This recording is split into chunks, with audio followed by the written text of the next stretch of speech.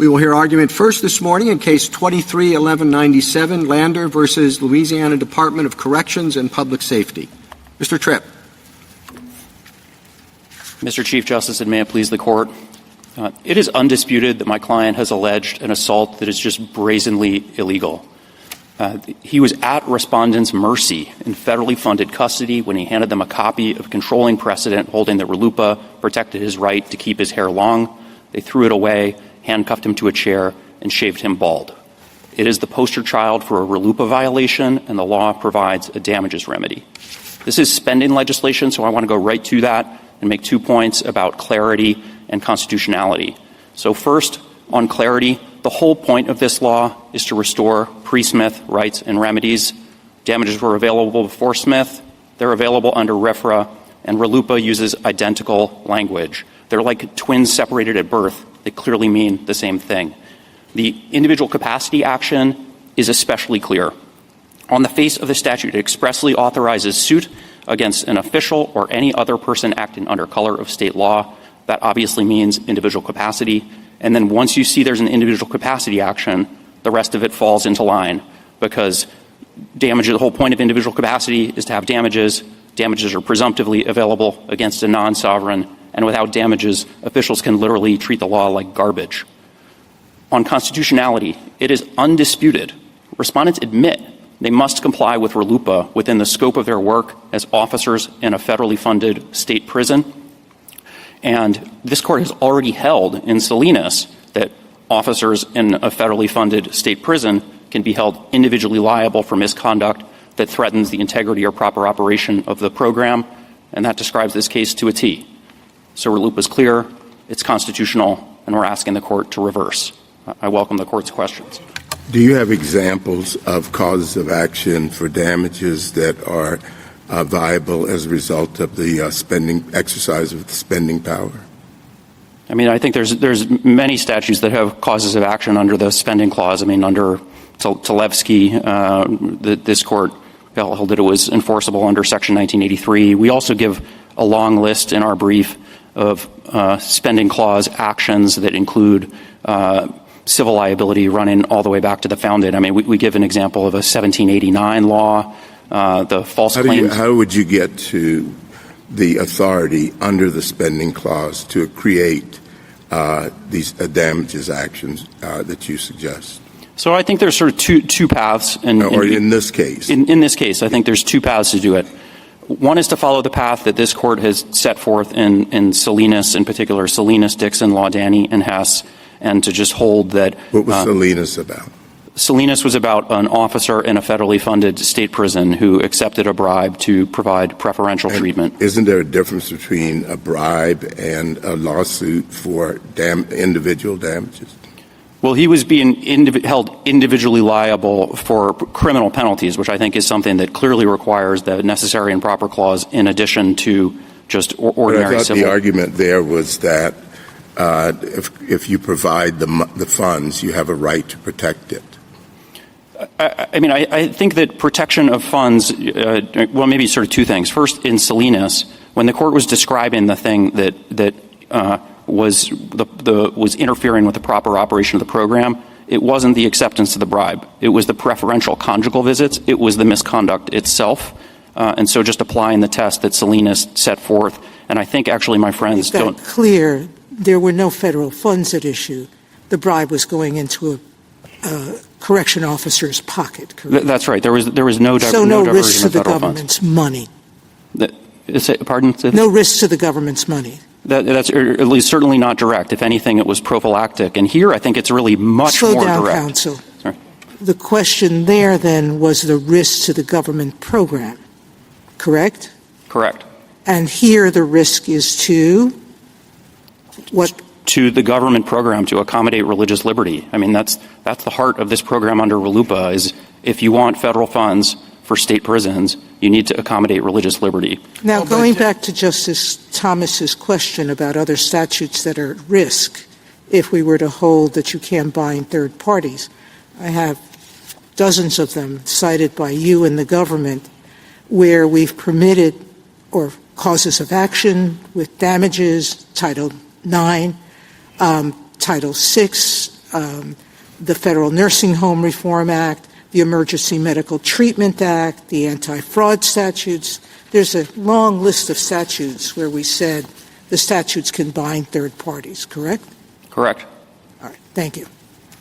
Counsel, the basis for state liability here is, of course, an agreement with the federal government, right? In other words, they've cut a deal, get the money, and they're going to have to comply with these conditions. But there was no such arrangement with the defendant in this case, right? They didn't have a direct relationship with the federal government. They didn't get directly any federal financial assistance. So you don't have the same basis for liability as we do in the other typical spending clause case, right? Right. It's indirect, right? Because the officer, and what this court said in Rust is that if a person goes to work for a federally funded program, then they take the job subject to the conditions that Congress has attached to the funds. And of course, I think they're already admitting, again, that they're bound by the substantive condition, really by virtue of their choice to voluntarily work as officers in a federally funded program. And so I think it's that sort of the chain of privity is the thing that makes this case sort of considerably easier, I think, than a case like Sabri or some others where you're trying to reach somebody who's a member of the general public. Because these are not members of the general public. They're state officers. They voluntarily accepted this job. They each have all of their own employment contracts, and they take it subject to that condition. I think one thing that's also sort of relevant is that as state officers in a prison, individual capacity damages are the norm for them. We have an amicus brief from former corrections officials who talk about how, of course, this is something they're all trained on. Everybody understands this because under Section 1983, individual capacity damages there's just the paradigmatic remedy. But the hard part, as I see it for your case, for me, is that you need a clear statement, and appropriate relief, is not as clear as it could be in encompassing damages. So how do you deal with that? I don't want to water down our precedent on that, but at the same time, I want to hear your response to how you get there. Yeah, I think it's sort of the first thing, and I'd love for you to look at it, is just to lay eyes on the individual capacity action. It's in the PEDAP at 41A. It's got a cause of action. It's titled Judicial Relief is the name of the statute, and then subsection A, cause of action. A person may assert a violation of this chapter as a claim or defense in a judicial proceeding to obtain appropriate relief against the government. Who is the government? You go in a few pages, and it says an official or any other person acting under color of state law. And that's just obviously individual capacity. Tanzan already says that. It says that it provides a clear answer, and the text is identical. And then I think once you see there's... On Tanzan, I'm not sure it quite says clear answer. I think it says it's the best answer. It's a traditional answer. I'm not sure it quite says... One step. On individual capacity, it says... Oh, yes. I'm talking about damages. Yes. And then once you see there's individual capacity, because I think it's expressed on the face of the statute... I'm asking about damages. Right. Then at that point, the Franklin presumption kicks in, because you have a cause of action against a non-sovereign. And the ordinary rule at that point is where there's a right, there's a remedy, right? There's a right. Congress has created expressly the cause of action, and damages are presumptively available unless Congress says otherwise. It then taps into the very deep tradition that Tanzan sets out of individual capacity liability that goes all the way back to the early republic. That's what these have always been for, is to obtain damages. And if you can't obtain damages, the individual capacity action is totally meaningless. You can already enjoin them in their official capacity. So the only thing you get is damages.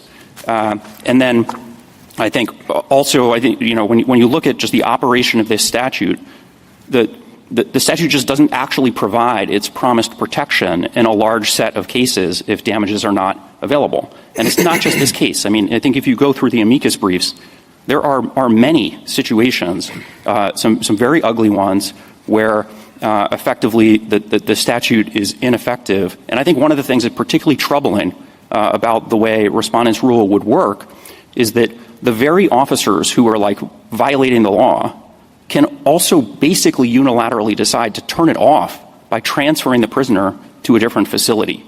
And so even if... Sorry, go ahead. Please finish. So even in a case where injunctive relief might be helpful, they can moot it out by transferring the person. And I think, yeah. All right. On that point, and then I want to get back to the Chief Justice's question. as I understand it, the circuits are unanimously against you and have been for many, many, many years. So saying that something awful is going to happen, it's all, whatever's happened has happened, right? That's correct. It's happening. Yeah. Yeah, and it's been this way for a very long time in every circuit in the country. That's correct. Yeah. And on the Chief Justice's question, I'm struggling. Where I'm struggling is where did the defendant, the individual defendants, agree with the federal government to be bound, and what notice did they have? And I understand your point earlier to the Chief that they're subject to state regulations and with their contract with the state. And of course, an agent can be liable to his principal for violating what the principal dictates. But the agent isn't normally liable to a third party for a breach of the principal's duties with respect to a third party.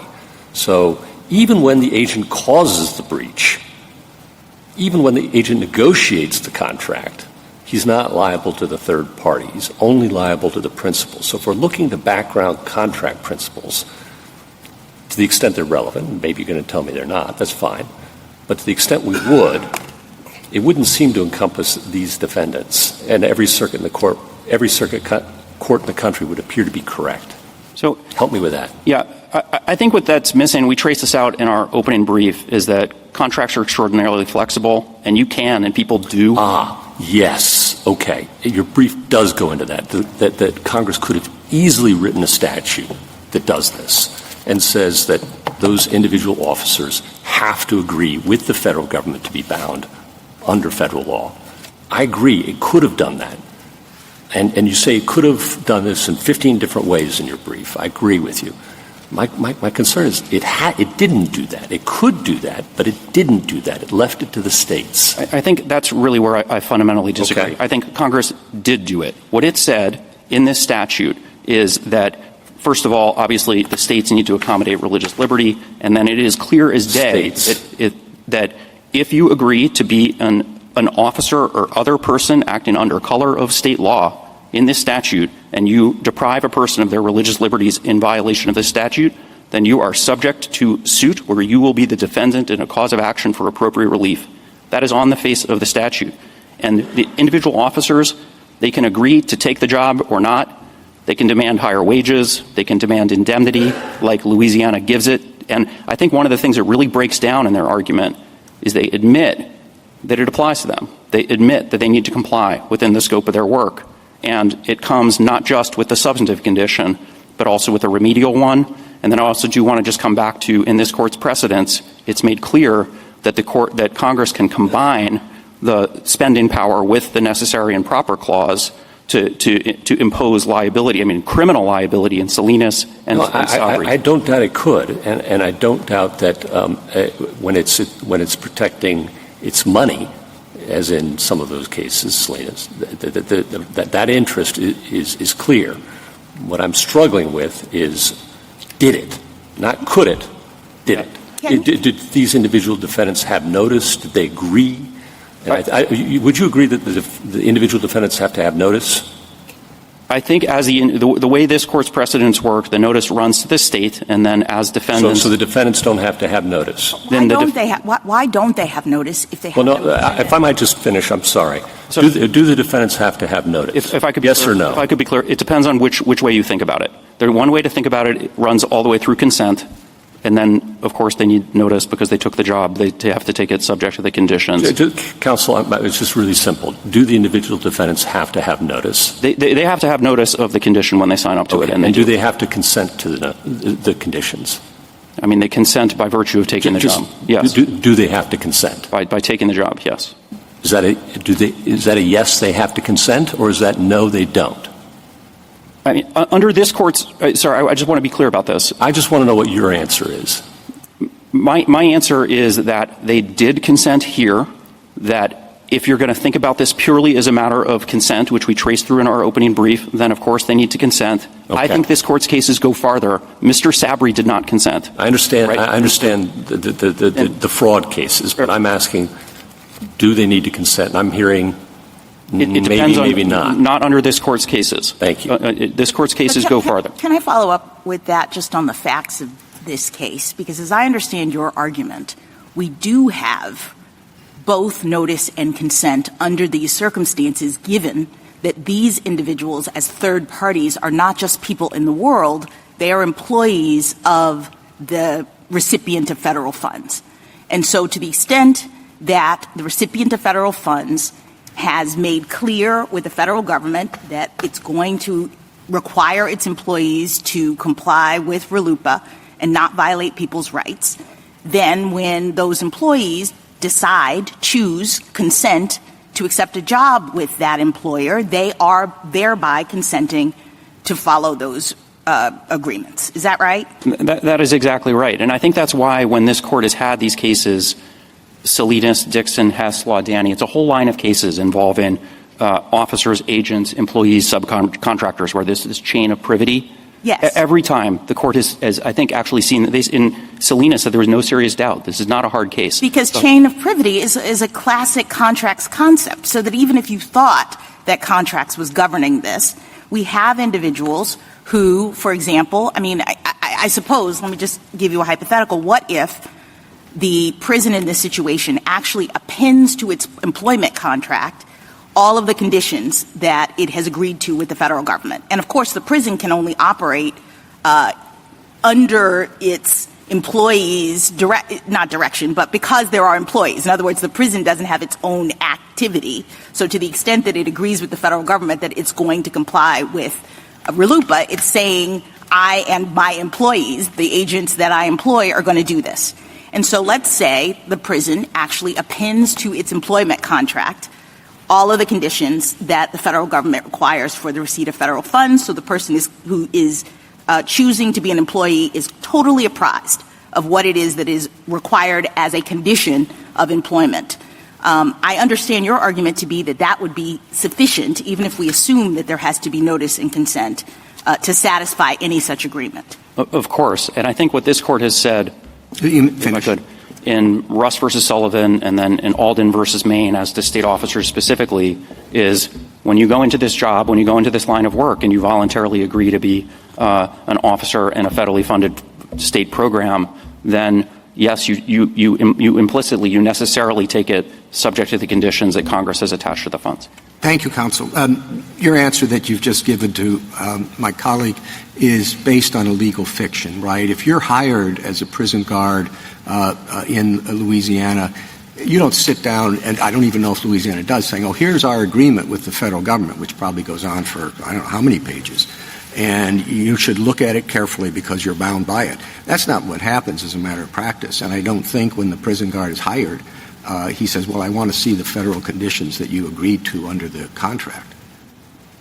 I mean, I certainly doubt that anything like that happens, but we do have the amicus brief of the former corrections officials that talks about how there is training on compliance with federal law, that individual capacity damages are the norm. And again, they're not disputing that they need to comply with RLUIPA's substantive condition in the scope of their work. And I think what they haven't come up with is any kind of reasoned explanation why Congress can impose the condition on them, but then can't enforce it, especially through civil liability, when this court in Salinas, Dixon, Hess, and Laudani has already done that and actually gone farther. And I think Sabry goes considerably farther. Thank you, counsel. Justice Thomas? Are we to analyze this any differently under the spending clause than we would under one of the enumerated powers? I think that the spending clause, of course, impacts the analysis. I think it impacts the textual. How does it impact? Well, I think from this court's cases and like Dole, among other things, that there needs to be clear notice, which is why I started there, and I think it's been fully provided. Do we throw out in that analysis the contract analogy or framework? I think the contract analogy is a helpful framework, I think, for understanding the scope of the spending clause alone, but this court has made clear, and respondents are not asking you to overrule any of your precedents. This court has made clear repeatedly that Congress can also combine spending with necessary and proper. And I think one of the things that's unusual about this case is that this is within Congress's power either way you look at it, because of the chain of privity gets you there on consent, and then Salinas gets you with necessary and proper. I mean, Salinas is criminal liability, which is never available via contract, whereas this is just civil. This is an ordinary remedy available as a matter of contract. I think this is really much more in the heartland of Congress's power. Justice Alito? Just out of curiosity, did this prison shave the heads of all of the prisoners? As I understand it, yes, that was the rule.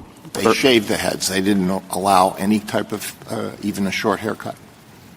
I guess I can't speak to the length, but as I understand it, the rule across the board was everybody who comes in gets their haircut. And I think it's really the paradigmatic example of the kind of inflexible and unyielding rule that Congress, in enacting this statute, was trying to get states to stop if they wanted to accept federal funds, that they needed to accommodate religious liberty.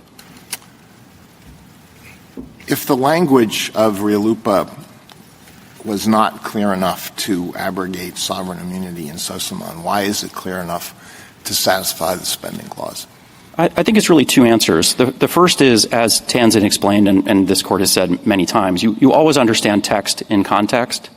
And the context of what's appropriate in a suit against a sovereign is very different than the context of what's available against an individual. This Court said this in Sossamon and also said it in Tanzin. The tradition as to a sovereign, of course, is you don't get damages, but as to an individual, this is a tradition that runs all the way back to the founding. I mean, damages have always been available in that context.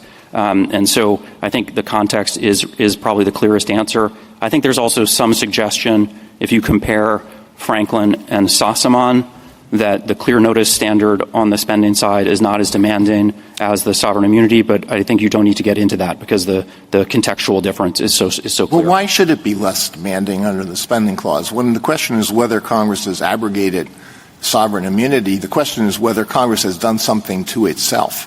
When the question is whether Congress has imposed a condition on the state, the question is whether Congress has done something to another sovereign. Why shouldn't the standard be at least as strong when it is doing something to another sovereign, to the employees of another sovereign? So on that, first of all, Sossamon was as to another sovereign, right? It was as to the state. And I'm not fighting. I understand that, yes. I think I'm comfortable with it being the same standard. I mean, but I think we have the clarity. It's drawn from context. And I think one of the things that's very different about this case than this Court's other recent cases in this area is this is not an implied right of action. There's nothing implied here. This is not implied enforcement through Section 1983. This is an express right, an express remedy. It expressly runs against an individual. And as Tanzin said, the distinction from the sovereign context is obvious. To the extent that prison officials have been doing things that violate RLUIPA but wouldn't violate the free exercise clause, who is to blame for that? The conduct on the ground? Well, who is to blame for the situation that allows that to happen? I mean, I think under this Court's decision in Employment Division against Smith, there is some daylight. And the crux of this law, I think, is that Congress wanted to ensure that any state prison that accepted federal funds, this is the heartland of the law, provided greater accommodations, provided pre-Smith protections, and damages were vital to the pre-Smith scheme, as Tanzin made clear. Justice Sotomayor? I see the issues here on two levels. The first is it clear that an individual is bound by the statute? Is there an express cause of action? And that's clear. It says anyone can bring a suit against a government official or someone acting under a color of state law, correct? Correct. So the second step is it clear that the cause of action includes money damages? That's the next step of the analysis, correct. Right? And your argument, I believe, is that Tanzin says that appropriate relief against individuals always includes damages. So does Franklin in a long list of our jurisprudence, correct? That's correct. That's the traditional rule, is that damages are available unless Congress says otherwise. So those two things are clear. So in terms of contract principles or causes of action, this is clear. Now, what our colleagues, and I think that was Justice Gorsuch's question, slightly different, which is, do we need to create special rules under the spending clause. Because generally speaking, if you're a prison official, you know you're working in a prison and you're bound by law to pay damages if you violate the law. Do you get an out because what? I think the consent question means what? Or notice and consent means what? And I don't know, meaning we're all presumed to know the law. When we take our jobs, the correction officers know he can't accept money. Citizens know they can't pay the money. We don't expect them to consent to that spending clause condition, do we? I think one of the things that makes this case so much easier is that you have the consent of the person to become an officer in a federally funded program. I agree, but I don't know why you need that. I think that's what you were saying, which is we never think of needing some express consent to say I'm bound by the law. I think really the hard question in most of the court's spending clause cases is, can Congress impose the condition on that person? That's really the question in like Sabry. Can Congress actually impose the condition on that person? That can be a hard question, but it's not here. They admit at page 46 of their brief that they are bound by the substantive condition. Your point is if they're bound to the injunctive and declaratory judgment relief, then they're bound to the money damage. It's an exceedingly small step, and this court has gone... It's not even a step. This court has gone well beyond it, and I think you can easily get there as a matter of even just as contract principles. Thank you. Justice Kagan? Mr. Tripp, the questions you've been getting, is there enough consent? Is there enough notice? I presume, tell me if I'm wrong, would those questions apply just as well to any 1983 suit against a state employee? I mean, I think a lot of the notice questions are going to the sort of spending clause layer, which... Yeah, but of course 1983, we've said, applies when a statute is based on the spending clause power. We said that most recently in Tlefsky, and there are other cases. So if we take ourselves out of the RLUIPA context for a second, we just put ourselves into the context of some other spending clause statute which doesn't have its own cause of action, but where the cause of action is 1983, presumably you would have the exact same questions about, I don't know, does the state employee know about this? Has the state employee consented to it? And yet we've never thought about those questions in that context, have we? That's right. I think you don't ask that follow-on question. And there was no additional question about notice in Salinas. There was no additional question about notice in Sabry. I don't think there was either in Dixon, Hess, Law, like as you run down the line. Yeah, I'm just sort of saying that out of the RLUIPA context, just 1983 statute, the 1983 statute used to enforce spending clause statutes, I mean, we just take for granted that of course you can bring a suit against a state employee. That's correct. And then it's like, why would the rule be any different under RLUIPA? I don't think it should be. Justice Gorsuch? In fact, in Medina, we said the spending clause adds a layer to the 1983. And in terms of notice and consent, suppose a federal statute said something like this. If a coach at a federal funds receiving university allows biological men on a women's sports team, a female trying to make the team could sue for $1 million.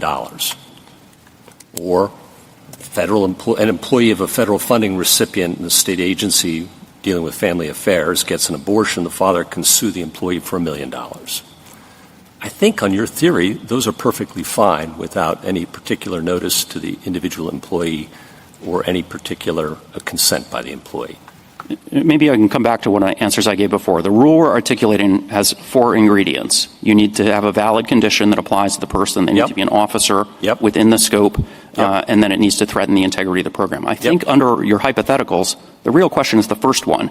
Can you actually attach the condition to that? Let's assume you can. Let's assume they're germane. And they might be germane, in terms of, for example, the student athlete. Might well be germane to a concern about discrimination against women that a federal funding program might well take into account under Title VI, for example, or the employee for the Health and Human Services. That might a pro-life Congress might well think that germane, and we might well find it so. So take as given that they're germane. Yeah. I can come up with other examples if you want me. I just want to be clear that this court's Dole test is already sort of addressing these concerns, right? So there's obviously the relatedness requirement, but then it also can't be coercive, and then you can't have an independent constitutional bar. Suppose there's no constitutional problem with these? And then if these people qualify as officers, which is not clear to me that they will. Let's say they do. Then it would then yes, and it follows. Because the answer would be. Hold on. Sorry, I think I missed one step. And then within the scope, which I think you have, and then it would need to threaten the integrity and proper operation of the program. Yeah. And I think it is telling you that if, and this is the big if. Mr. Tripp, where you're winding up is the spending clause is no different than the commerce clause. I really don't think that's correct, Your Honor, because the crux, the most important condition on the Dole side is you can't have coercion, right? The state needs to go into it eyes wide open, and I believe in your hypotheticals, the person needs to take the job eyes wide open. And so those are very significant checks that mean this is never going to get to the same. Both of those checks exist in my hypotheticals, and Congress could pass such laws. And that's quite a stretch of the spending clause. We've never before said anything like that. I mean, if this court wants to cut back on some of the sort of frontline sort of scope, maybe you could do that in some future case, like in the hypotheticals. I'm not talking about cutting back anything. I'm talking about what 9 circuits have uniformly done since RLUIPA's passage about 30 years ago. Yeah, and I want to be clear that once Congress, and I'm not going to back down on this at all. Once Congress can impose the condition on the person. I wouldn't expect you to, Mr. President. Once they can impose the condition within the scope of their work, and that can be that's a hard question, but here it's not. And once they can impose the condition, they can enforce it. I think that's the only step that we're asking about here. We're not asking you to change any law on the front end about what Congress can and cannot do in the first instance. Justice Kavanaugh? Back to the question on clear authorization regarding damages in particular. You rely heavily on Tanzan for that, but even after Tanzan, to pick up on Justice Gorsuch's point about the courts of appeals, the courts of appeals have continued to reject the position you're articulating here, even in the wake of Tanzan. Chief Judge Sutton's opinion in Ali is probably emblematic of that and says, even after Tanzan, you still don't have the clear, express, unequivocal, unambiguous authorization for damages. And so my question really is just why are judges, to Justice Gorsuch's question, misreading the precedents that are out there, in your view? Yeah, I'm glad you asked that. Maybe 2 points where I think Judge Oldham has the better of this, with all due respect to Judge Sutton. And honestly, it's the first thing that I said. Judge Sutton, if you look at his opinion in Ali and also his prior opinion in Haight versus Thompson, he does not ask the question of whether there's an individual capacity action. He goes right into the sort of appropriate relief analysis. And I think that is just a critical step, because once you see that there's an individual capacity action, then you have an express right, an express cause of action, expressly against a private party. And then whether damages are appropriate relief, I mean, that's the norm. That's what individual capacity actions are for. If you don't have it, the individual capacity adds nothing. It's totally meaningless. And I think it's because Judge Sutton sort of overlooked that first step in the analysis that I think Judge Oldham has the better of it.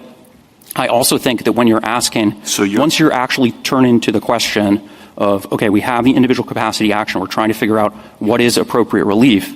Another thing that Judge Oldham hit really hard, which is very powerful, is the whole point of this law, which everybody knows, is to go back to the pre-Smith scheme and provide the same rights and remedies that were available, including in the original RFRA, which this court said, made clear, must include damages against state officials. And so I think that the parallel, I mean, these are hardly even separate statutes, right? Like RFRA and RLUIPA, they work together as an integrated whole. And so to understand them, I think that really the only way to understand their operation together is as providing the same rights and remedies within their scope. I mean, RLUIPA, Congress was crystal clear in RLUIPA about the places where it needed to trim its sails because this was spending legislation. It's on the face of the statute. It's not RFRA 2. It's the Religious Land Use and Institutionalized Persons Act. It only applies to institutions that accept federal funds. That's on the face of the statute. It's clear as day. But if you look in at the substantive provisions and the remedies, and you look, well, how have those changed because this is spending legislation? The answer is not at all. The rights and the remedies are the same. The whole point of this statute is to get back the Pre-Smith scheme. The whole point of the spending clause jurisprudence is you need more of a clear statement to get all the way there for damages. I mean, at least. And I think really what I'm saying is that, and this court has said this many times, is the question is it unambiguous? And to answer that, there's no magic words requirement. You read text in light of context, like you always do.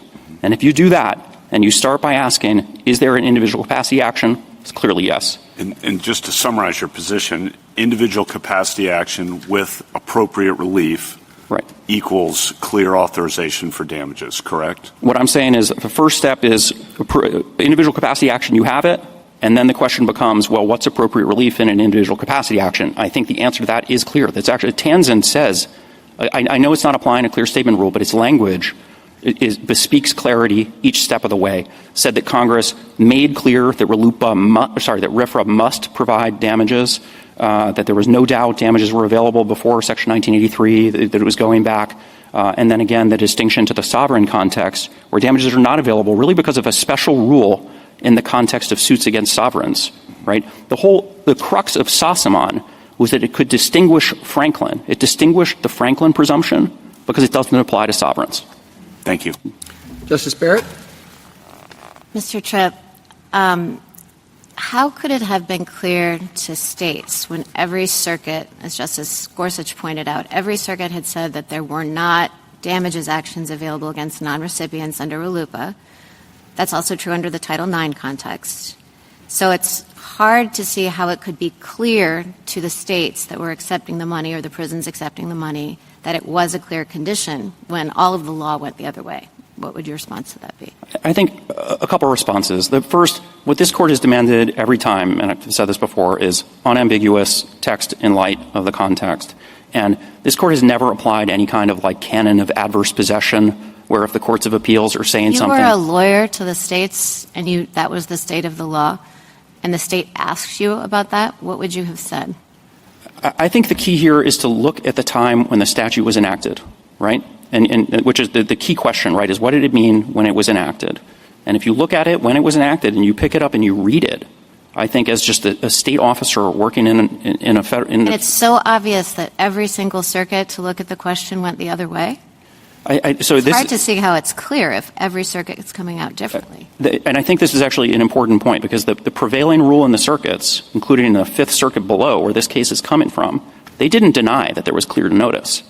They said it would be unconstitutional because they thought that the officers were they treated them as non-recipients even though they're basically indirect recipients, and it didn't sort of see that they fit within not every circuit brought up the constitutionality question, but putting that aside, can you identify, putting aside the bribery cases, can you identify any cases in which a non-recipient of funds was held individually liable under a federal statute? I mean, and I think in Grove City College versus Bell, you're reaching an indirect recipient. In Salinas, Dixon, Hess, and Laudani, those are all situations where you're reaching. You can just say that, yes, it would be a different factual scenario. I don't have a case that's on this exact factual scenario. I admit that, but I think actually this is a lesser included of Salinas, and it's way inside Sabry. I mean, it's nowhere close to that. But I said put aside the bribery cases. So if I could push back on that a little bit, I think that's important. When the crux of this program is to provide federal funds to prisons that accommodate religious liberty. Well, no, I asked you to put them aside because I wanted you to put them aside and look at the civil liability context for a minute. Okay, I think that Sabry and Salinas are the best cases for you, particularly Sabry. I take that. But if those are distinguishable, I wanted to ask you the other question, and I think the answer is no. And I just kind of want to clarify your answer to Justice Gorsuch. Look, the facts of this case are egregious. So if on the facts we were looking for a case in which there should be money damages, this is it. Justice Gorsuch asked you a series of harder facts, harder factual scenarios in which we might think, I'm not sure if money damages as a policy matter make as much sense in that context. You never really gave him an answer, yes or no, and so I just want to say, I want you to give me an answer, yes or no, on Justice Gorsuch's hypotheticals, and don't fight the hypothetical about the conditions and all that. Your theory means that, yes, the coach, the doctor could be held liable. If let me be clear about that. Yes or but no? only yes if or no? the Take condition. No, Mr. Tripp. He asked you to assume that the conditions, that it was perfectly consistent with the spending clause. So yes or no? Would your theory say that, let's talk about the coach under Title IX, on Justice Gorsuch's hypothetical? If the condition is valid, yes. He said all that. Yes. If the condition attaches, Congress can enforce it. And I think the crux of the question is, okay, but just say yes or no, yes or no. You don't want to say yes or no. Just take the consequences. It's totally fine if those are the consequences. But I think you have to follow the logic where it leads. And the logic where it leads is that, yes, under Title IX, say, Congress could pass a statute, or Congress could say that it's going to rely on its spending power to hold the coach liable under the hypothetical Justice Gorsuch gave you, right? Yes. Yes.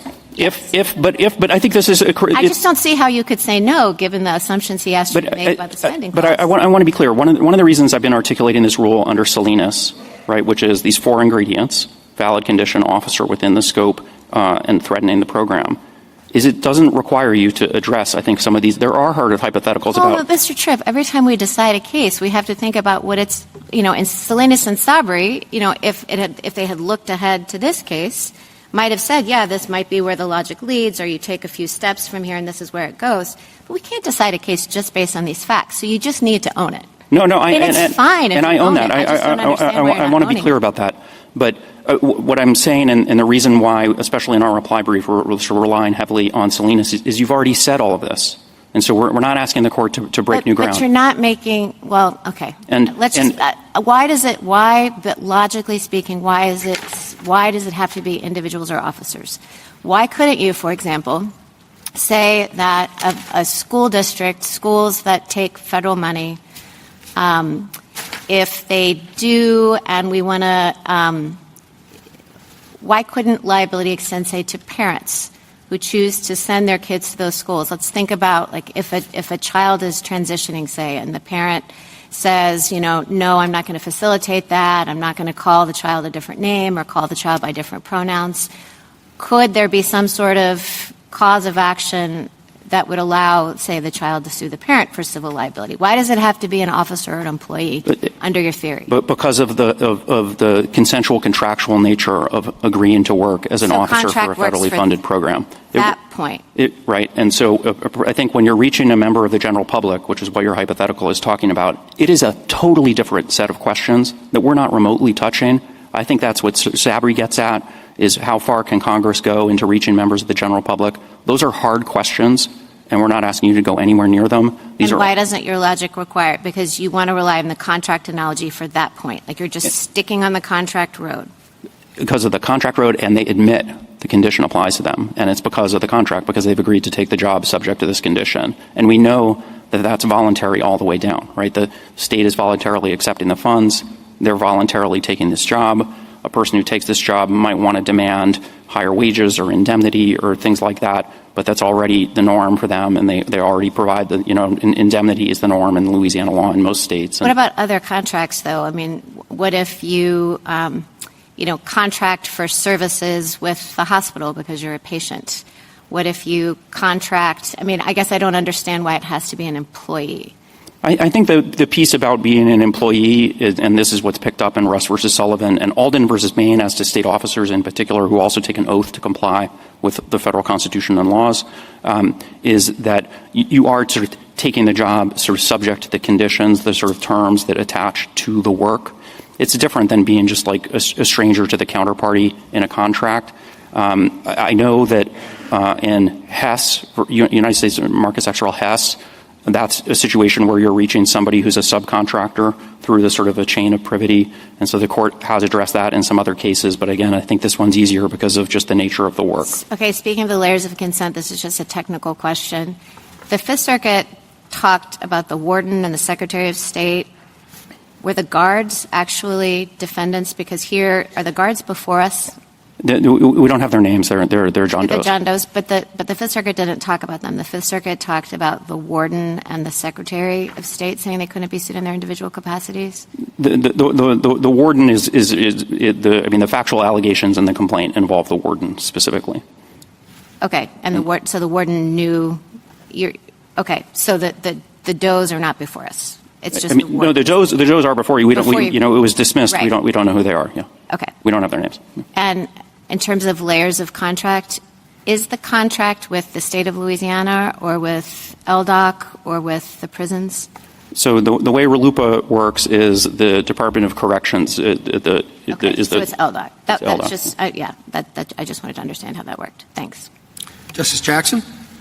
So can I invite you to reflect back to Justice Thomas's question? And you said that there were two paths to getting to your result. And you mentioned Salinas is one, and I think I might have heard the other, but let me just give you the opportunity to explain what those two paths are. Yeah, so in Salinas, I think because it's criminal liability, the court is very clearly relying on a combination of the spending clause to attach the condition and then the necessary and proper clause to enforce it, because you can't do criminal under contract.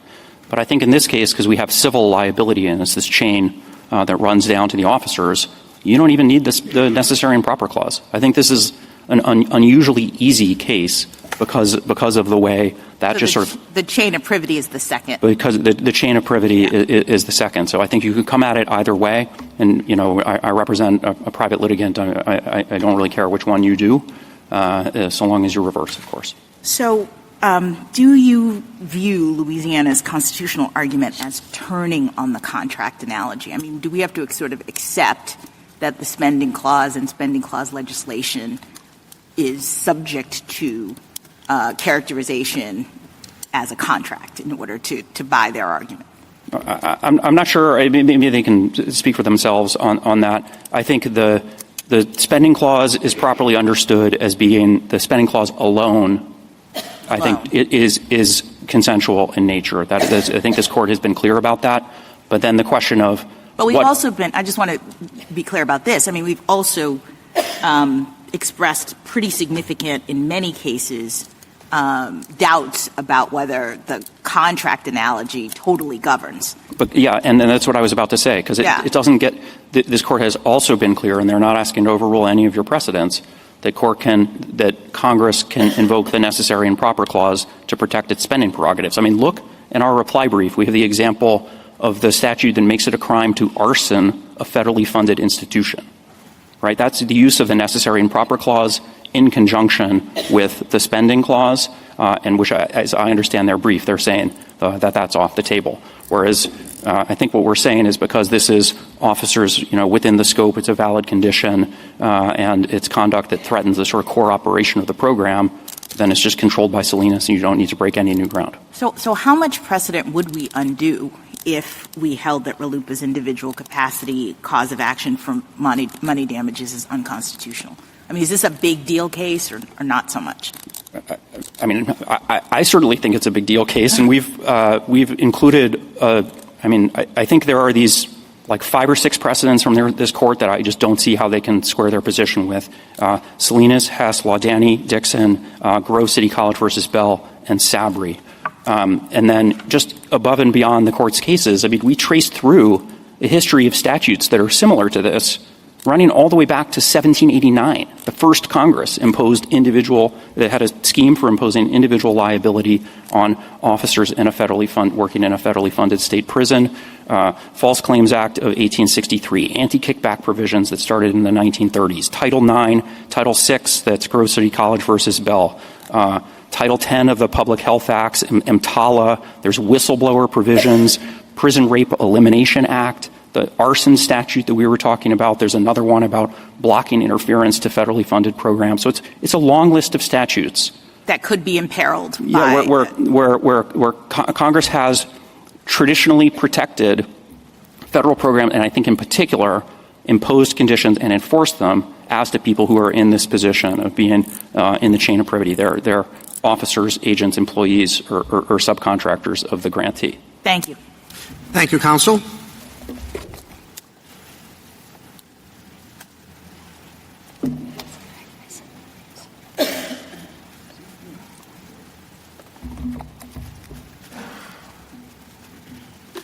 Ms. Baird. Thank you. Mr. Chief Justice, and may it please the Court. RLUIPA clearly authorizes individual capacity damages suits against state officials. Tanzen held that RFRA authorizes individual capacity damages suits against federal officials, and RLUIPA is RFRA's sister statute and should be read the same way. Congress used materially identical text in RLUIPA to provide the same remedies as RFRA against state officials. Respondents resist that simple conclusion because RLUIPA was enacted under Congress's spending power. But RLUIPA's language puts states on clear notice that state officials can be sued for damages in their individual capacity. And under the spending and necessary and proper clauses, Congress can create personal liability for state officials acting as agents of the state when they violate conditions on federal funding. Indeed, Salinas and Sabri upheld more expansive uses of Congress's power to impose criminal liability. I welcome the Court's questions. Well, let's say that the state is under clear notice. Is the Guard also privy to that clear notice?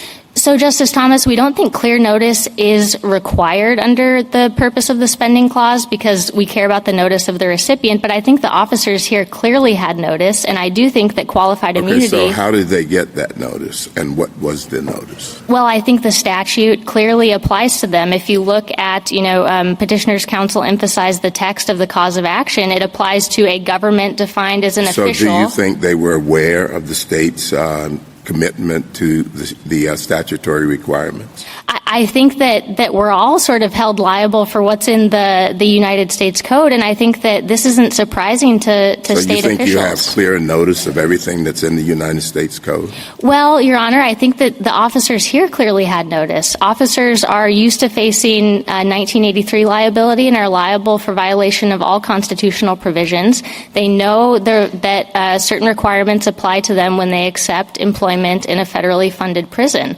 And I do think that qualified immunity is an important backstop because they can only actually be held liable if their conduct violated clearly established law. And they concede liability, right? I mean, in other words, they concede that these substantive provisions apply to them. So they must then know, or, their response was not, we didn't have notice that we had to behave this way. Their response is, you can't sue me individually for damages as a result of that. Exactly, Justice Jackson. At page 46 of their brief, respondents admit that they are bound by the substantive condition. I think that makes this a very easy case for purposes of the spending clause issue because they admit they can be sued in their official capacity for an injunction. I think that means, as Petitioner argued in his brief, and I don't take respondents to have disputed, that respondents could be held for contempt, and that can have personal consequences. I'm sorry, finish your question. They could be held for contempt, and that could have personal consequences. So I think that the necessary and proper clause, if it means anything, it can mean that Congress can go one half step further and say that we can reach these people in their individual capacities as a necessary and proper means to enforce the substantive condition of RLUIPA. Well, I think the necessary and proper clause may mean other things, even if you're right. But so in light of what you said, your answer to Justice Barrett's questions is yes, right? They can be held liable whether they know, whether they don't know, quite across the board. For government officials, yes. As to the hypos, I think that one of Justice Gorsuch's hypos, which Justice Barrett followed, might have included private parties. The government doesn't take a position as to how this would cash out in terms of private parties. I think, as Petitioner's Counsel noted, I think there's obviously different issues of consent, especially when we're talking about reaching a member of the general public. But in terms of reaching government employees and agents, we think that they can clearly be reached. I do agree with him that... So even though we require pretty express consent by the state before they're bound under the spending clause, we don't require that with respect to the individuals. Your Honor, no. I think what matters for purposes of the spending clause is clear notice to the states who accepted funds. And again, this isn't surprising to individual officers. So you're saying, does the same standard apply to the individual employees? No, I do not think under the spending clause that they need to have clear notice. That's got to be the implication of your position, is that both clear notice and consent, this Court has said time and time again, are required for states to be bound. And you're saying neither of those apply when it comes to state employees. So I guess I should clarify my answer that I do think it depends on what power the Court relies. I think if the Court were to say only the spending clause, then I do think that you would have to have consent of the state official, and I do think we have that here. let's back up. We're talking about a spending power statute, okay? And everybody has to agree, I think, that consent and notice are required for a state to be bound, right? Yes. And are you saying those are or are not required for the state employee to be bound? So under the spending clause, I think that the sort of privity argument that we've been talking about today. So no is the answer, because it works for the state, and because the state employs these individuals, they're necessarily bound.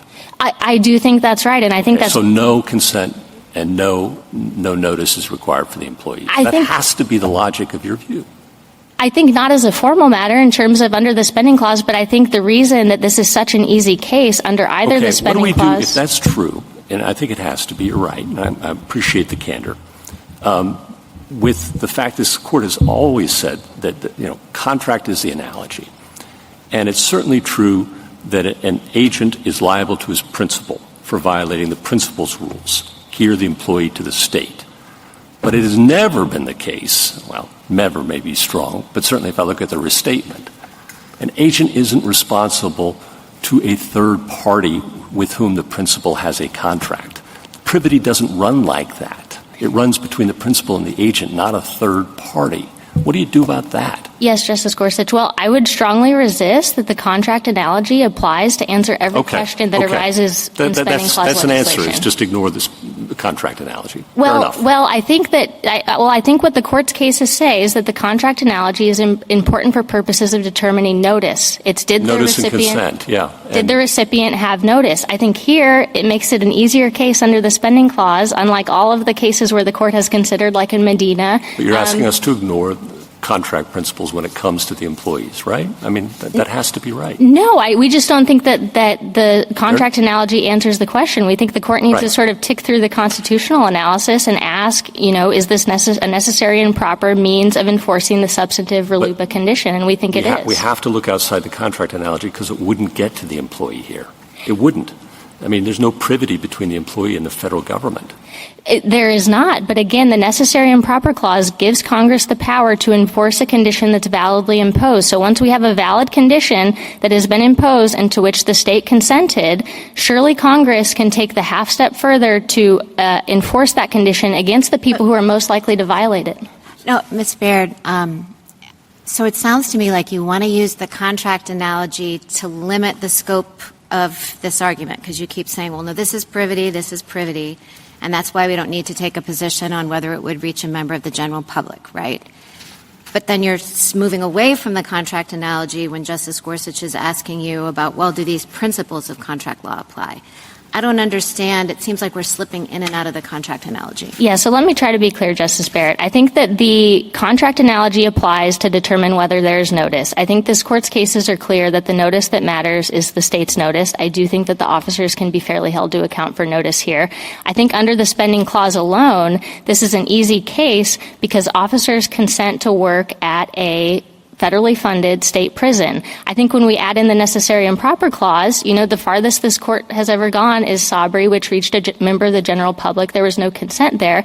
I think that the necessary and proper clause allows Congress to enforce valid conditions. There may be hard questions about can Congress impose the condition in the first place? But I think once Congress has imposed the condition, and again, respondents don't dispute that they're bound by the substantive RLUIPA condition, and courts of appeals have upheld the substantive condition under the spending clause, Congress can go one half step further and enforce it against individuals. That half step has to include members of the general public because you're relying not just on the contract, because the answers about the contract are that it does not need to give clear notice to the employee. So they're getting their notice from the statute, right? Yes, I think they have notice from the statute. And again, I think qualified immunity is an important backstop for officers. I guess with what I would say about members of the general public is I think conceivably, and the reason we're not taking a position on sort of how this non-party liability issue cashes out there, because I think there conceivably could be different analysis under the necessary and proper clause. I think here it's necessary. What would that analysis look like? Well, so let me just walk through what the analysis is like for individual officers, and then as I'm doing that, we can sort of see how it would be different. But here, it's necessary to enforce it against individual officers because otherwise the condition would go unenforced in a significant category of cases. And the facts, as alleged here, are a good example of that. Facts of one-time abuses You can finish your answer. Thank you, Mr. Chief Justice. That Congress clearly had on its mind in RFRA and RLUIPA, the destruction of a Bible, et cetera. It's also proper because this is a long-standing traditional remedy, and it's against state officials who are most likely to violate the condition. These are the people through whom the state acts. The state otherwise doesn't act but through its officials. And so I think that necessary and proper analysis could look a lot different when we're reaching a member of the general public, and I think there could be other safeguards. I mean, there are other limits on spending clause power, too, and I think those would equally apply. Thank you, counsel. Justice Thomas? Justice Alito? In determining whether there was clear notice, what is the relevant point in time? So I think it would be, what is the notice as provided by the statute? In Medina, I think it was footnote 8. The court said we care about notice as provided by Congress. No, what date? What is the date? So when RLUIPA was enacted in 2000. And we care about it's not the time. It's not the point at which the state accepts the money. Yes, but I think so. So yes, we care about the state's notice at the time they accepted the funds. And what is the relevant date there? So in this case, RLUIPA is tied to all sorts of federal funding, and so I don't have a specific date on which they accepted funds, but I imagine they're continually accepting federal funds. You can go to usaspending.gov to see the different funds that they receive from the government. Was it clear before Tanzan? Yes, I absolutely do think it was clear because Tanzan is illustrative. I think Tanzan is helpful for us because it shows why the textual analysis comes out the way it does. I don't think it was necessary. Even though all the courts of appeals had gone the other way, and even without Tanzan, you think it was clear?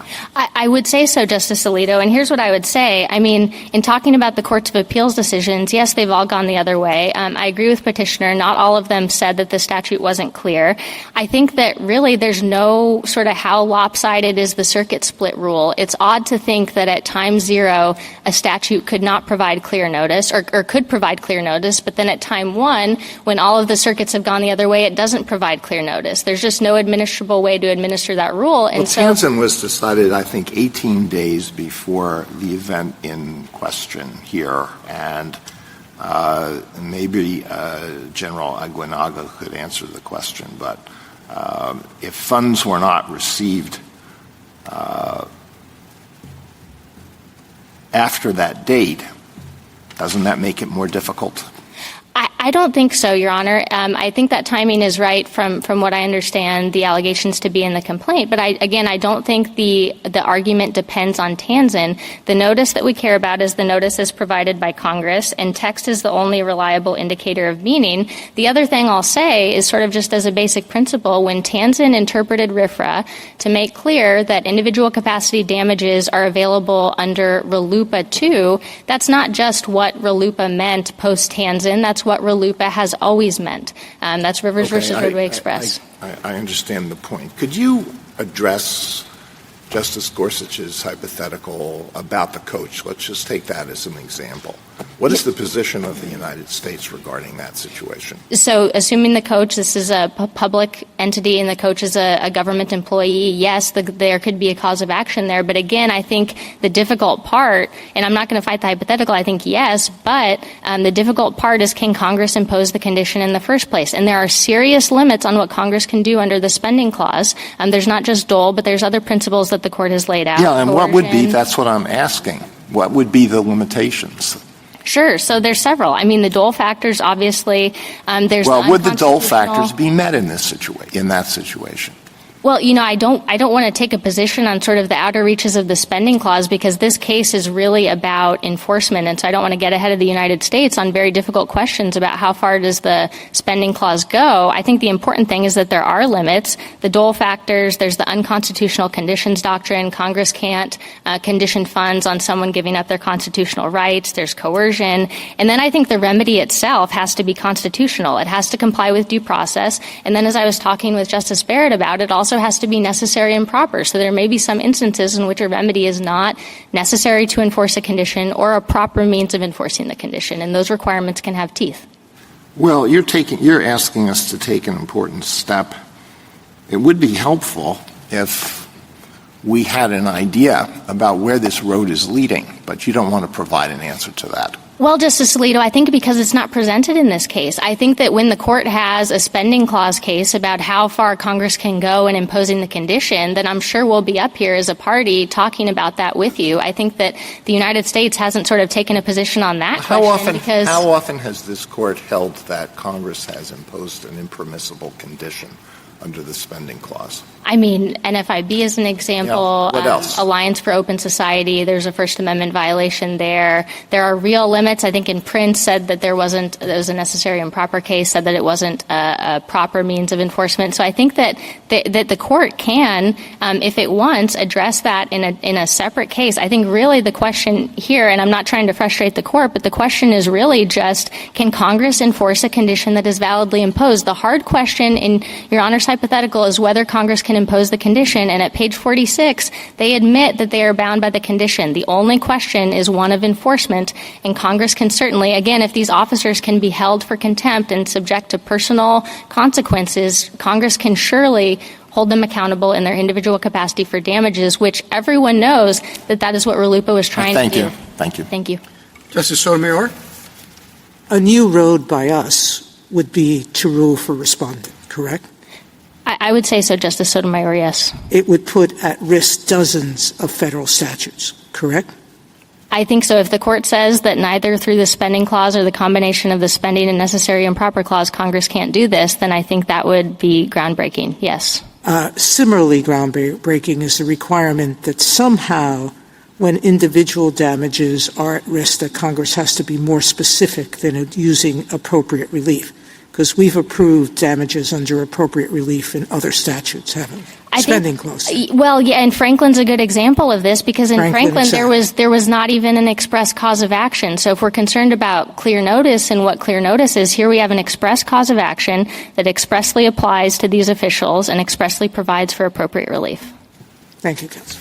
Justice Kagan? When you just said, Ms. Baird, groundbreaking, could you hum a few more bars on that? I mean, groundbreaking how? Groundbreaking what would happen? What would follow? Sure. Well, I mean, I think Petitioner's brief laid this out nicely, but there's sort of a long history of Congress being able to reach outside of the strict privity between the federal government and an entity that receives funds. I think all of that could be called into question. I think we've cited some sort of on-point statutes in our brief where employees or agents can be held liable. That's the Federal Nursing Home Reform Act, EMTALA, Title X. And then I think if the court accepts respondents' arguments on the constitutional issues, I think that could call into question Section 666, the bribery statutes, and Sabri. I think that this case is such an easy case because this case does not even approach the outer limit that this court has recognized in Sabri as permissible. And I think all the court has to do, the court does not need to extend Salinas and Sabri. I think all it has to do is cite those cases, say that no one has asked us to overrule them. Case on Salinas and Sabri, I mean, one of respondents' arguments is that those cases are different because the federal government's interest in funding was more directly involved, that what they really were all about was ensuring that the federal government could make sure that the recipient didn't fritter away the federal government's own funds. So why is that true or not true? Yeah, so we would strongly resist that RLUIPA isn't about protecting federal funds. It absolutely is. The federal government gives money to prisons, to state prisons, on the condition that they won't violate religious free exercise. When they do that anyway, the government is not getting what it pays for, which is institutions that respect religious exercise. So I do think that this is about protecting the funds. I'll also say that in Salinas and Sabri, the court was concerned about more than just protection of the actual funds at issue, and I think you can see this because neither case required any nexus with the federal funds. It's most obvious in Salinas, where the court there described the threat to the federal program was the deputy sheriff who was giving preferential treatment to the inmate. It was clear as day that was the threat that the court was talking about. And I think here the federal program is similarly threatened when officers can violate conditions on federal funds with impunity. So in those cases, what the court was really saying is that the federal government has every right to deal only with institutions that are not generally corrupt. And here it's the same, except the end of the sentence would be not generally rights violating. I think that's right, Justice Kagan. The federal government does not want to be a party to egregious violations of religious liberty like the facts alleged in this case. I mean, the federal government has the power when it says it's giving federal funds on a condition to enforce that condition, and the state can always say no. Thank you. Justice Gorsuch? I take your point that a holding that said that Congress could never pass a statute conditioning employees, making them follow RLUIPA, because that would exceed necessary and proper bounds, would be quite a holding. But the same would go for the coach, too, on the Title IX recipient. There would be quite a holding for us to say Congress couldn't do that. I take that point, but I think it would apply to the coach as well. And I also think it's very different to say whether Congress could or couldn't do it. It didn't provide the clear statement that's required. And there's nothing novel about that. We just did that last year in Medina, for crying out loud, right? Well, Your Honor. At the government's urging. Well, right? Your Honor, yes, I think that was right. All right, and then, and then, well, go if you want to finish. You want to add? Feel free. Oh, I was just going to say there's a really important difference between this case and Medina, which I've sort of mentioned a couple times, which is this case involves an express cause of action. So I think in Medina, I understand that. The question is to whom, and whether there's clear notice. And simply saying it's not clear notice and there isn't consent, there's nothing novel about that. We did that in Dole. We've done that in Medina. We've done it not in Dole, but in a lot of other cases we've done that, right? I think that's right, but I do think there's clear notice here, Justice Gorsuch. I understand you think that. No, on the clear notice point, you say, well, it was obvious even before Tanzen, right? Yes, Your Honor. What do we do about the federal government's representation in Tanzen itself that RLUIPA does not clearly authorize these suits against individual employees? Yes, Your Honor, that's a fair question. So we were a party in Tanzen. We took a shot at the text, what we thought was a good interpretation of the text, and admittedly, we had an interest there in defending federal officers against damages suits. But hey, we lost, and we lost very badly. It was 8-0. Well, that was RFRA, and absolutely you lost badly. But you said, with respect to state officials and RLUIPA, that it doesn't authorize. And now you're asking us to believe that it was clear, even though you got it wrong. So, Justice Gorsuch, we've taken to heart this court's decision in Tanzen, and I think that Tanzen's analysis really does help the court decide the question. It doesn't govern squarely, but I think it does illustrate why the text means what it does here.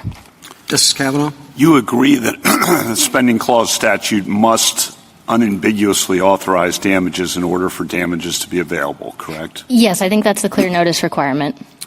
Okay, and do you have any differences with petitioner on why you think this statute, RLUIPA, clearly authorizes damages? I mean, I think petitioner put it about as good as I could. I think that it's really important to start with the individual capacity action. I think if you look at this text, it is clear as day that it applies to officials in their individual capacity. It applies to an official or any other person acting under color of state law. I grant you that if we were looking at appropriate relief in isolation, I think it'd be a much harder question, but we're not. The question that Tanzen started with, and I think the court should start with here, is who is the defendant? And that makes all the difference between Sosamon and this case, because in Sosamon, the context of a sovereign defendant, there's absolutely no history of that. Damages are extremely inappropriate against a sovereign, whereas, and Tanzen lays out this history in a really helpful way, in the context of individual officers, damages are the norm. And I'm not saying whether I agree with this or not, but just to get the order of potential operations on the table, if we were to conclude that this statute does not clearly, unambiguously authorize damages, that avoids all the groundbreaking issues that you've been discussing, correct? Well, I think you would also want to consider sort of downstream consequences with respect to RLUIPA if the court says that the text I understand that. Clear. My specific question was the groundbreaking consequences you were discussing. That would be put off for another day, correct? That might Even be. though you think, and I take your point, that's why I said I'm not saying whether I agree with this or not, there would be RLUIPA consequences. Yes, I think there would be RLUIPA consequences because I think there would be a question about the alternative jurisdictional hooks of the Commerce Clause. I think you'd also call into question the alternative jurisdictional hooks in the land use context because there'd be a question of whether that interpretation governs those separate powers. And I think the court should just sort of follow the text where it leads. This is a legal question like any other legal question. We think the notice is clear. I do think that that would probably be less disruptive than sort of all of the other consequences I was talking about with Justice Sotomayor. Thank you. Justice Barrett? So I just wanted to clarify one point. You said that if there was not individual liability for damages available here, it would make it hard for the federal government to protect its money, because this was in response to Justice Kagan, because the federal government doesn't want to give money to prisons that are rights violators, essentially, right? But the federal government, we usually say in the spending clause context that the remedy is for the federal government to pull the funds, right? So it could do that. That is an option, Justice Barrett, I will say. So, and I'd have to go back to check every single case, but I believe that the cases in which the court has said that, there's no express cause of action. And so, yes, I think the court has said in a case like Medina, for example, when you're analyzing this hard question about can this right be enforced via 1983, I think there's a default presumption that Congress wants to enforce it by pulling the funds. But here, Congress made a policy choice to enforce it through creating a cause of action. And this isn't unusual. We all know what Congress was trying to do. It was trying to restore pre-Smith rights and remedies, and that had long been available under the First Amendment through 1983. So I think Medina makes clear that it's a policy choice whether to create a cause of action. Congress has done that here, and we think that should be respected. So you think Congress couldn't pull the funds here? Oh, no, I think that might be an option available to the federal government. We also have a cause of action for the federal government to enforce RLUIPA through injunctive and declaratory relief. But I guess what I'm saying is that the fact that that's a usual remedy, the court has said that in cases without an express cause of action. And I think, so is that the usual remedy? Maybe in those cases. I don't think that's the usual remedy here because Congress told you how it wants to enforce. I see. Is there any daylight between you? The question the government always gets, do you stand with petitioner all the way, or is there any difference in your position? No, I don't think there's any daylight. There might be, if you drill down, there might be some small differences at the margins, but I don't think there's anything that would matter to the court's resolution of the case. And one other question. So there's been a lot of talk about whether there has to be clear notice in the contract to the employees or whether the statute is enough, and the government and the petitioner say the statute is enough. But the statute could have, or Congress could, in giving the funds, right, in the spending clause context, it could say to LDOC or whatever state prison system it's contracting with that it has to be a condition of the contracts that the guards would be liable or that individuals be liable for damages, right? Sure. Petitioner has laid that out and says this can all be done through contract. We agree with that, but I don't think that that means that what Congress did here is impermissible. I think that there's clear notice on the text of the statute.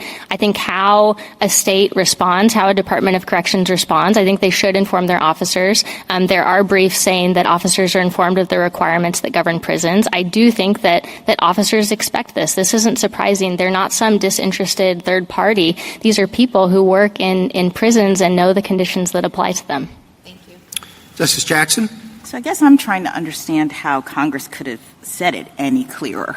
To the extent that we're puzzling over whether or not there's a clear statement in the statute, it says a person may assert a violation of this chapter as a claim or defense in a judicial proceeding and obtain appropriate relief against a government.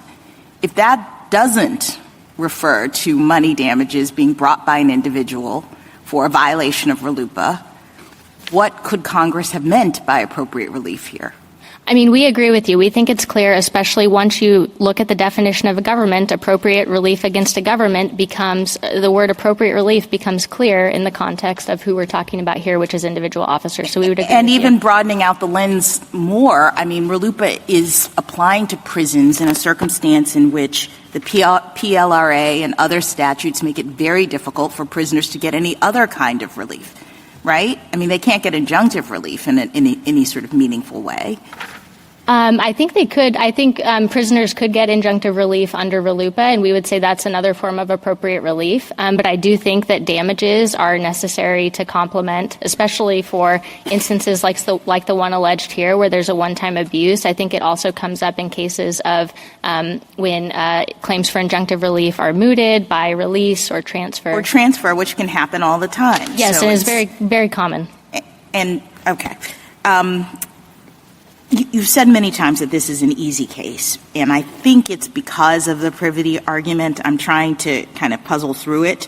The state can say no to the condition in this situation. It has notice. It's a part of the agreement that the state makes to accept the funds, so it can say no to the condition that it must follow RLUIPA. But then we have this other layer, which is the employees, I suppose, can say no to a state that has agreed to the condition.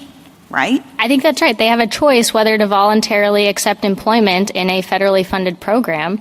Against the backdrop of a clear cause of action against people in their position for violations of the law. Yes, I think the statute is clear as day that it applies to individual officers, and in that context, appropriate relief clearly provides damages. And don't we ordinarily hold people responsible, especially officials, for knowing what the law requires and following it? I think that's generally a presumption that this court has endorsed, yes. Thank you.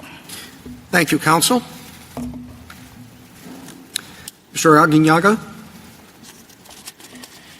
Thank you, Mr. Chief Justice, and may it please the Court. The Court should resolve this case on either of two grounds. First, you should say, as Chief Judge Sutton has said both before and after Tanzan, that RLUIPA does not clearly and unambiguously create an individual capacity cause of action for damages.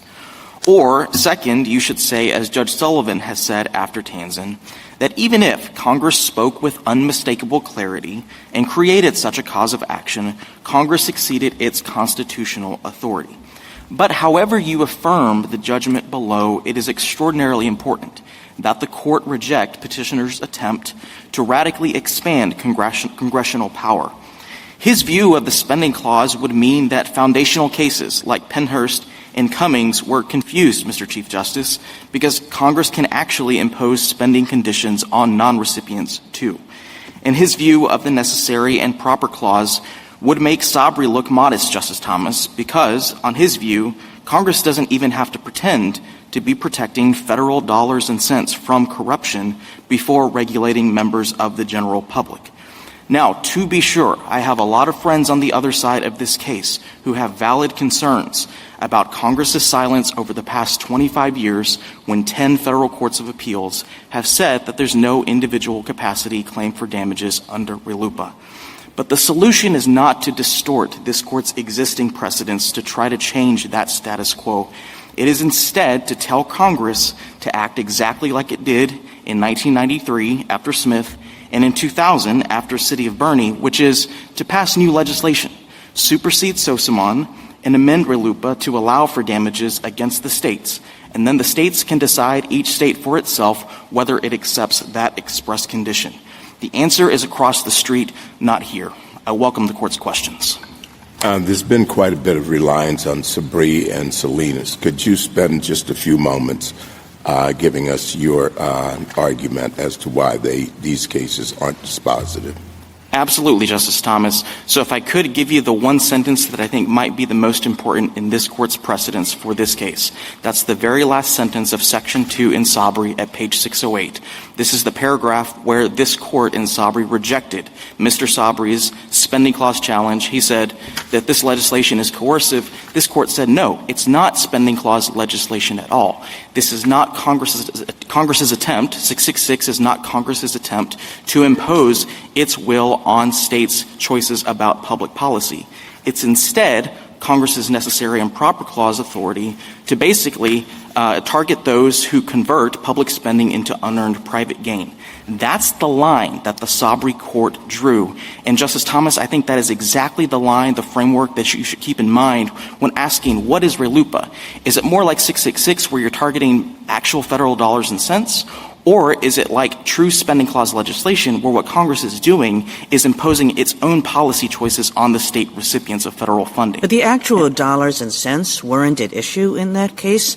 What what the court was upholding was the federal government's right to say we shouldn't, we need some strings in place to ensure that the money we pay to a federal institution is going to an honest federal institution, an institution that won't be profligate with our money generally, even though there's no nexus with the money here. And so, too, the government can say, the integrity of the institution has something to do with not taking bribes, and the integrity of the institution has something to do with not violating rights. And both of those things fall within the federal government's interests. And respectfully, Justice Kagan, that's not consistent with Sabri. Look at page 606. This is the money is fungible paragraph that spans 605 to 606. The theory that the court was articulating there to sustain statutes like 666 is to say, what is the articulated federal interest in the statute? And the very last sentence of that paragraph says the federal interest here are federal dollar thresholds that Congress embedded in the statute as its putative protection. Now, I'll grant you, Justice Kagan, that Sabri, I think, has to be the outer limit of the Congress's necessary and proper clause authority, because what it was doing there really had no direct tie to the funds at all. But the theory that this court cited in justifying reaching the result it did was to say, we're going to look at the federal dollar thresholds in 666. We're going to say, well, Congress is at least pretending to protect those federal dollars. I'm sorry, but it's the same thing here, meaning they're trying to protect their federal dollars from not supporting a program that violates religious liberty. So I'm not sure that distinction makes any sense to me. Your Honor, that's not correct, because there's a very important difference between Congress protecting its constitutional authority to spend and its constitutional... And it has constitutional authority to spend and give money to state prisons as well. But it wasn't in those programs. It could spend on programs, but it didn't have to. But what Congress does not have inherent sovereign authority to do under the spending clause is regulate. The only way it can regulate is if the recipient of the federal funds agrees in return. But a criminal statute is regulation. It absolutely is regulation, Your Honor, but what I'm saying, what this court said in Sabri is that a statute like 666 is not spending, that's not a spending condition at all. And that's why I think the most important starting point in this court's analysis is to ask, is this a spending condition? The federal government agrees at page 23 If we disagree with that. And I'm happy to take the disagreement, Justice Sotomayor, but I do think that line that this court drew at the end of Section 2 in Sabri is the right way to think about this. And I think... Do you agree, General Aguinaldo, that as a spending condition, the federal government could have told Louisiana Department of Corrections that it had to include a clause in the contract telling individuals that they would be liable for damages? Absolutely, Your Honor. Why is this so different then? It's different because, the word privity has been thrown around a lot on the other side of the case, and with all due respect, I don't understand that. When we're talking about consent in the spending context, you're asking whether the ultimate regulated entity has in fact consented to whatever the conditions are. And in your hypothetical, Justice Barrett, I think you can conceive of Congress saying, we're going to require you to basically require a contract of assumption by your employees, where anytime an employee comes into the state and says, I want to work for the state says in response, if you're going to do that, you have to agree to these specific conditions that the federal government has imposed on us. There is nothing like that contract in this case, and that's why I think all of those hypotheticals at the end of the blue brief about how Congress could have created direct contractual privity between a state employee in his individual capacity and the federal government doesn't hold up, because at the end of the day, what they're telling you is what Congress could have done. You don't see that line here. But aren't they saying that if you have the contract and then you have LUPA on the books, that the combination of those things essentially is the condition that the employees were aware of? Your Honor, they signed up for the job? Your Honor, that is not how this Court's spending clause cases conceive of consent. And I think every employee in the country would be shocked to learn that just by accepting employment with their employer, they have thereby personally bound themselves to contract. What state remedies did these guards have? This was egregious. Is there a state RLUIPA? There is, Justice Barrett. And would that have provided relief to them if they had chosen to sue under it? As far as I can tell, they did not. They did not sue. Arguably, the answer would be yes, Justice Barrett. At pages 13 and 14 of our bio, we describe our law, which basically mirrors RLUIPA, expressly provides for damages, and, that was available. That's available to all prisoners in Louisiana, and it's available even to non-prisoners in Louisiana. And it would permit money damages? It has money damages expressly articulated in the statute, Justice Barrett. Go ahead. Well, I was just going to say that was certainly one remedy that was immediately available. I will say in terms of the broad scope of remedies available either to Congress, if it's unhappy with a state like Louisiana, or, otherwise, the remedy — sorry. Yeah, no. I mean, I understand that. I mean, I just really did want to know as a matter of state law. And then just out of curiosity, obviously this is beyond the record. I mean, was there disciplinary action here? Do you know? So it is outside the record, Justice Barrett. I can say the warden himself is no longer associated with the Department of Corrections.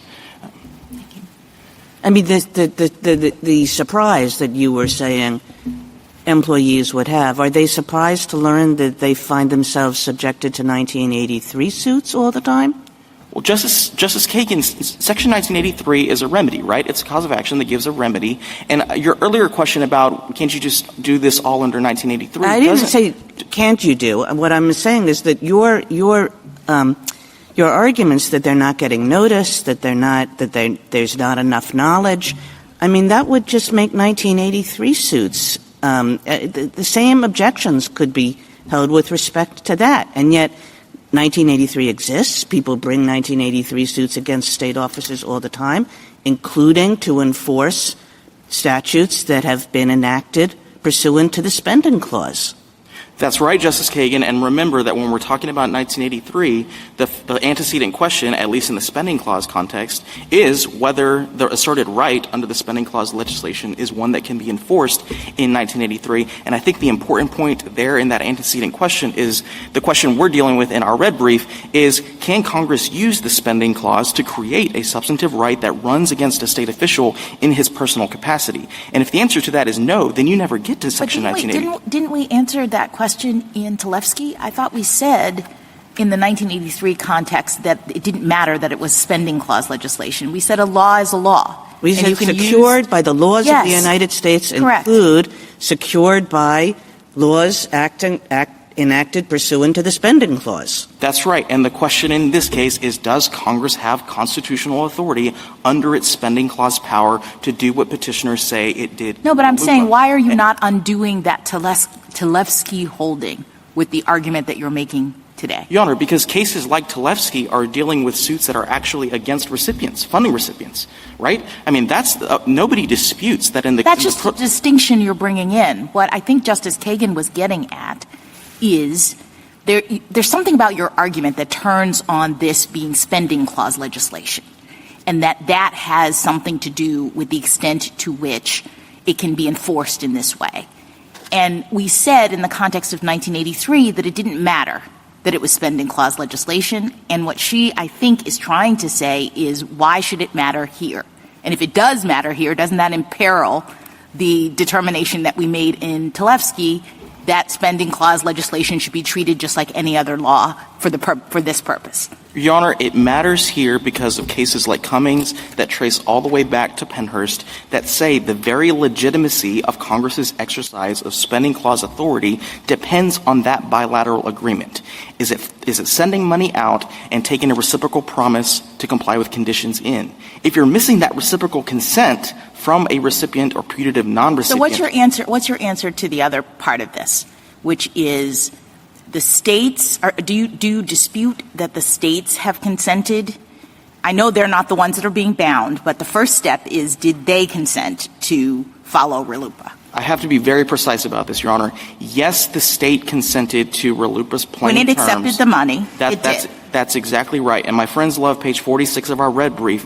What we're saying there is that when a state official in his official capacity is working on the job, he is the state under this court's common division between official capacities and individual capacities. And of course, state officials in their official capacities as the state are bound by RLUIPA. I'm sorry, are you saying that this individual who represents the state, on page 46 of your brief, you said he's bound by the statute, correct? Substantively as an official of the state. In his official capacity, of as course. A state. He is the state. So he is the state. He is the state. So you say it's enough knowledge for him to know what the law says and that he's working for the state and he represents the state, that he can't violate the law, correct? And then if an injunction issues, he could be held liable for violating that law, correct? Because it's an injunction against the state, right. Justice Sotomayor. But you're saying at the same time that person the warden, who is cutting the individual's hair, should know that that's a violation of the state for which an injunction should be liable, but he shouldn't know that he's liable for personal damages too. That's what you're saying. Your Honor, that's what 10 federal courts of appeals have said. Well, that's what they said, but as the other side pointed out, they didn't start with the first question, which is it this statute clear that there's an individual cause of action? Yes, it does make that clear. And is it clear by using appropriate damages clear that it includes appropriate relief that includes contract damages? In Tanzan, we said yes. So whether they're right or wrong, it's irrelevant. If we assume that the law says what it says, how do we say that official acting as a person knows one thing is wrong for the state, but it's not wrong for him to do, or her? So Justice Sotomayor, I think that goes back to an earlier question Justice Alito asked of the federal government, which is, what perspective are we looking at? I was surprised to hear the federal government say, you look at the time of enactment when Arlington Central, Justice Alito's opinion for the court, and then Cummings, the Chief Justice's opinion for the court, said, you look at when the official is deciding whether to receive federal funds, would that... Frankly, that would mean that, do you know when they took, I thought federal funds came every year.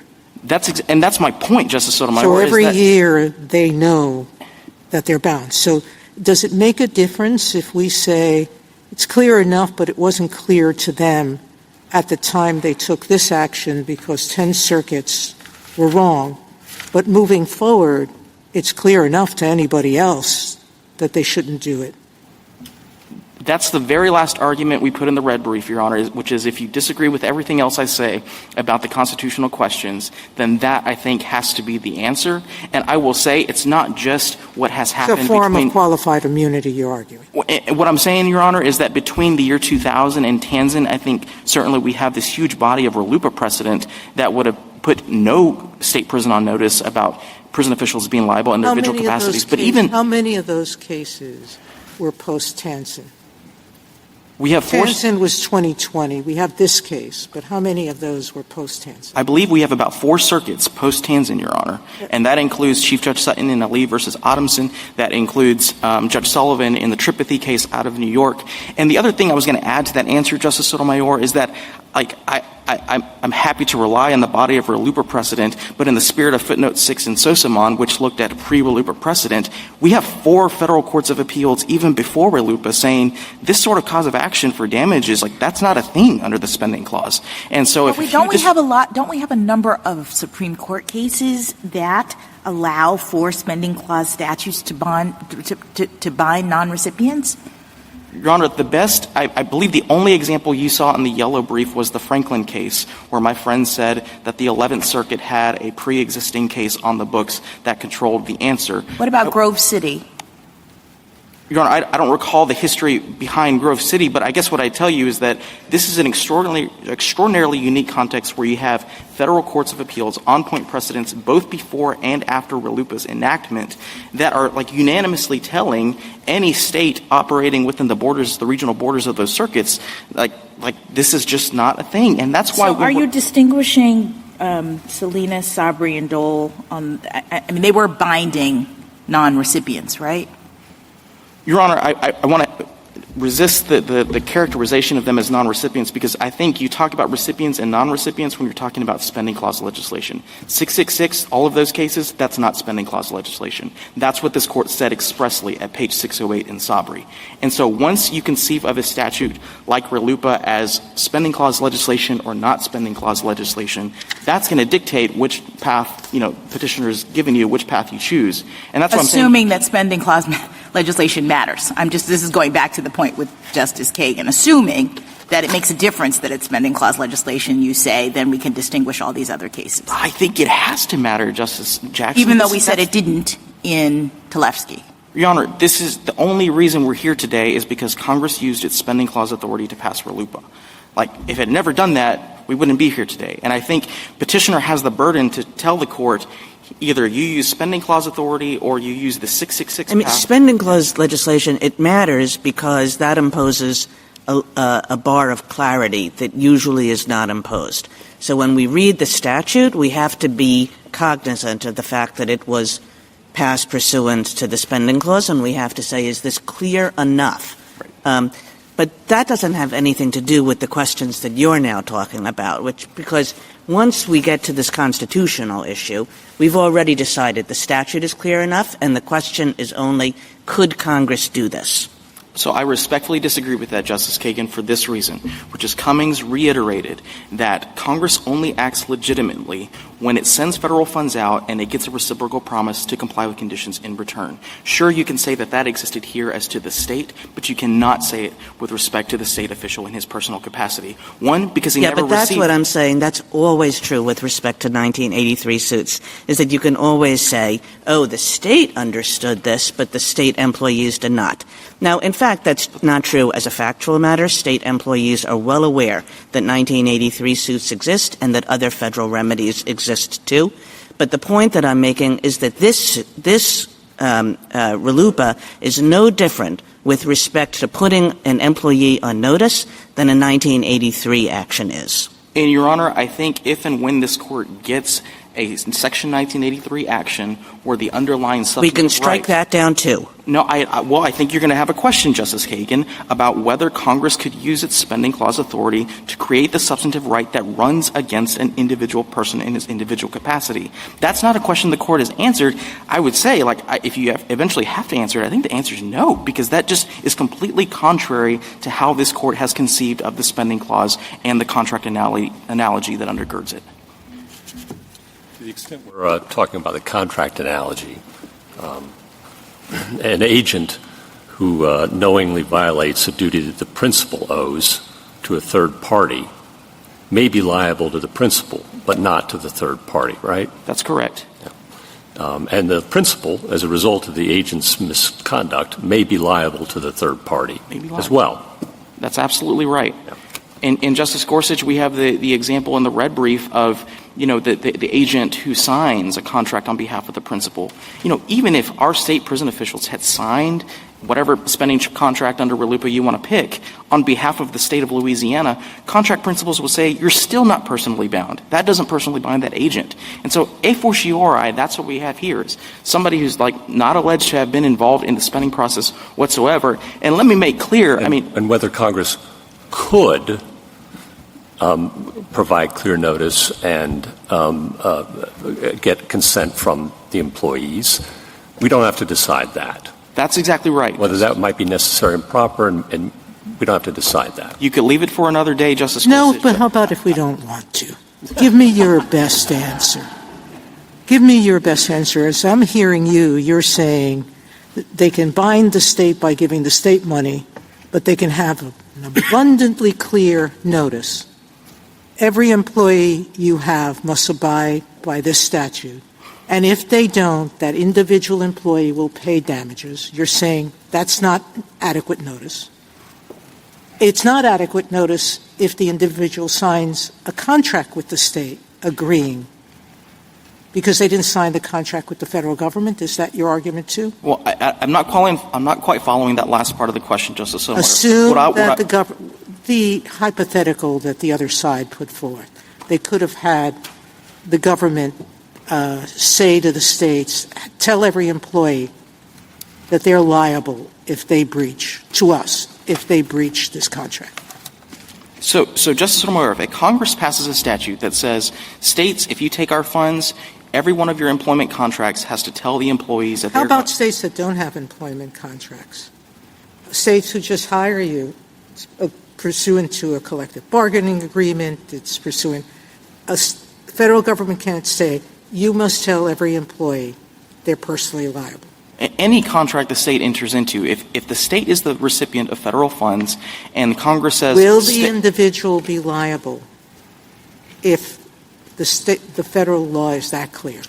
Your Honor, I think Congress would have to tell the state, you have to flow down in those contracts all of these requirements, and then you get consent from whoever the contractee is. So you want a piece of paper for people to know the law? Yeah, because, I mean, under contracts, do you have to have it written down on a piece of paper? I thought you could make an agreement that wasn't expressed in that way. Justice Jackson, in a jurisprudence based on consent, consent has to mean something. No, I understand. I understand. And the question I think that Justice Sotomayor is asking is why can't that consent be demonstrated through the employment agreement?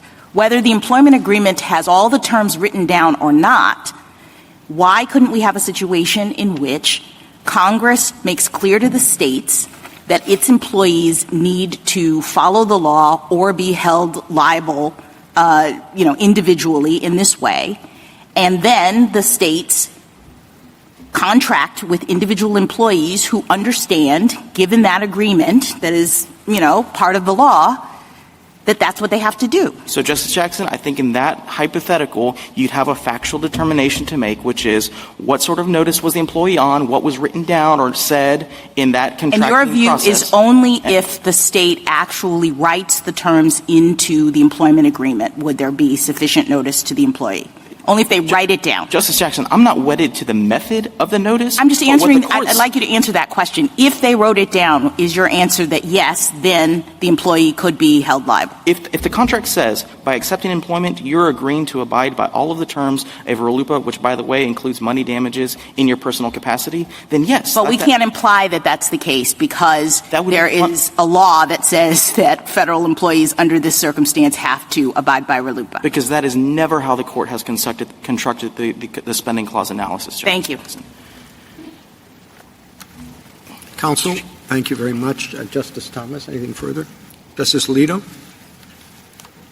Let me ask the same question that I asked the other side about the date. What specifically is the date we should look to? Your Honor, it's the date that the state received federal funding. Now, in a statute like this, I will be candid that it is difficult to pin down because RLUIPA is agnostic about the source of federal funding. It says any federal funds that run. And so if you're talking about federal funding like Medicaid, that which comes in basically monthly, weekly, that's the point in time at which you should look. Thank you. Justice Sotomayor? Justice Kagan? Justice Gorsuch? Justice Kavanaugh? You say RLUIPA does not unambiguously authorize a damages remedy. This is Justice Kagan's kind of bar of clarity point. The other side says the statute clearly authorizes individual capacity suits, so that traditionally has encompassed damages, and then they cite Tanzan on top of that. And I just want to make sure I have your responses to that precise point. Sure, Your Honor. So a few things to say to that.